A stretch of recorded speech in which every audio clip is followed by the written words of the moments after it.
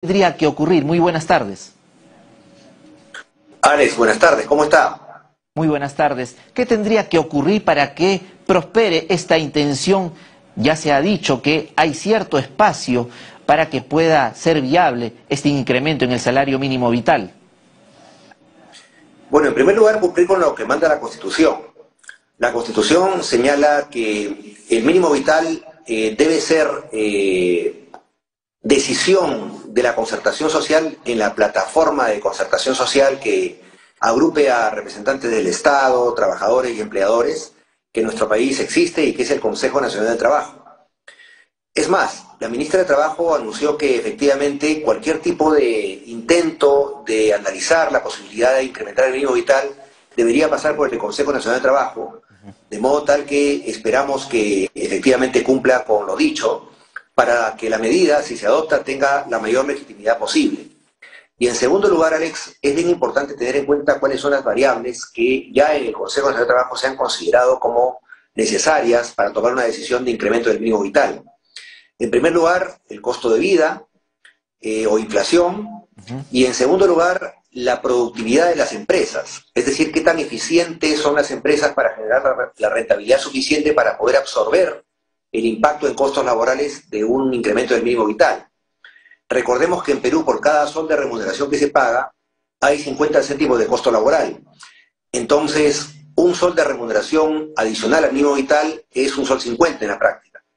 Sobre todo a nivel de pymes, donde tenemos la menor productividad del país, lamentablemente, y son el 92% de las empresas en el Perú.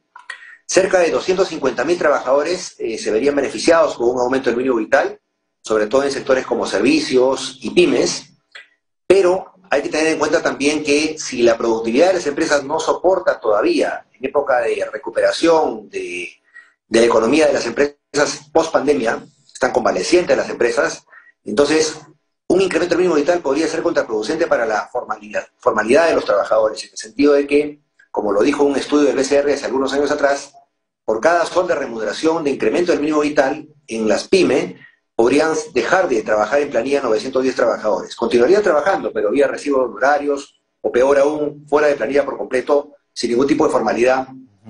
Y esto haría pues que no se concrete lo que la OIT exige, que es el trabajo decente, el trabajo en planilla, con seguridad social, con fondo de pensiones, con CTS, con gratificaciones y con feriados.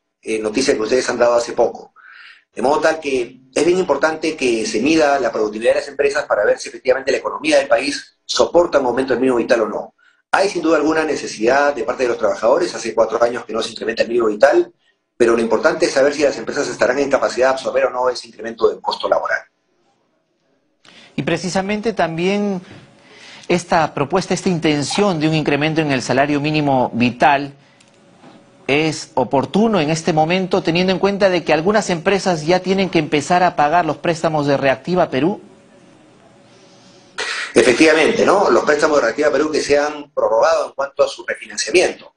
Y estamos hablando de empresas, sectores todavía golpeados como el sector turismo, como el sector comercio exterior, como el sector de servicios, restaurantes, discotecas, comercio al por menor, sobre todo ahora con paros como lo que estamos viendo de transportistas que hacen que escasee, que haya desabastecimiento de productos de primera necesidad. Yo creo que por eso hay que mirar bien y de manera holística o integral la situación de la economía nacional para saber si realmente la economía está en capacidad de absorber un aumento del mínimo vital, ¿no? Por lo demás, podrían haber medidas alternativas. Por ejemplo, que el gobierno dé la posibilidad a las empresas, la facultad a las empresas, para que otorguen a sus trabajadores franjas no salariales. Por ejemplo, a través de un bono de productividad o un variable que no tenga impacto remunerativo colateral, en el sentido de que no sea base de cálculo para CTS, gratificaciones, vacaciones, utilidades, etcétera, y no simplemente estaría afecto al impuesto a la renta si fuera el caso. Eso determinaría que el sol de aumento en esa franja no salarial sería solamente un sol y no más en costos laborales, no sol 50, como ocurre con cualquier aumento remunerativo. Habría que evaluarlo, ¿no? Porque no solamente se trata de que el impacto va a ser en el monto de la remuneración, sino también en colaterales como por ejemplo la asignación familiar, que es el 10% del mínimo vital, la bonificación por trabajo nocturno, 35% del mínimo vital, las horas extras, 25% de las 2 primeras horas extras, 35% de la tercera hora extra en adelante en cómputo diario, el ingreso mínimo legal minero, que es 25% más que el mínimo vital. Entonces, no solamente se trata de que los trabajadores que ganan el mínimo vital verían mejorada su capacidad económica, sino inclusive las empresas tendrían que enfrentar el incremento de los costos laborales transversales a toda la economía. Y esta cifra que se ha filtrado a la prensa de un posible incremento del salario mínimo vital a 1.025 soles, ¿sería viable? ¿Estamos en estas condiciones, teniendo en cuenta el costo de vida y la productividad del trabajador? De 930 a 1.025 soles es casi 10% de aumento, ¿no? 10% de aumento podría justificarse por la inflación de los últimos 4 años. La pregunta es si las empresas post-pandemia, en la actual situación de convalescencia económica en la que se encuentran, están en capacidad de absorber un aumento del 10% del mínimo vital. Sin duda alguna, me parece que eso hay que evaluarlo. Algunas empresas sí, otras no. Y, por ejemplo, podría pensarse entonces un aumento del mínimo vital escalonado en función a la capacidad de las empresas. De repente, un aumento sí para medianas y grandes empresas, no para pymes todavía.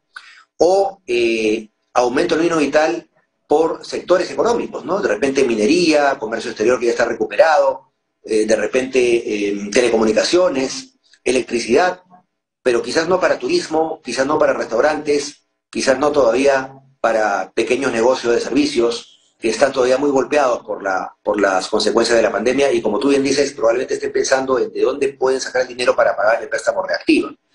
En el pasado, en los años 70 del siglo pasado, durante el gobierno militar, el mínimo vital se establecía por regiones, de modo tal que se podía determinar cuál era el incremento adecuado para el costo de vida en Amazonas, en Tumbes o en Lima. Definitivamente la situación no es igual en todo el país y por ende podría pensarse en eso, ¿no? O un mínimo vital diferenciado por el tamaño de la empresa. Ya para terminar, ¿cuándo se espera que se reúna el Consejo Nacional del Trabajo y vea este tema? Eso depende de la ministra, que es la presidenta del Consejo Nacional del Trabajo, que convoque a una reunión para que los actores sociales representados puedan dar su opinión al respecto y la ministra pueda tomar la temperatura de la disposición o no del aumento del mínimo vital y sobre todo analizar en la llamada cláusula gatillo estos factores, ¿no? Inflación y productividad. Muchísimas gracias entonces al abogado laboralista Ricardo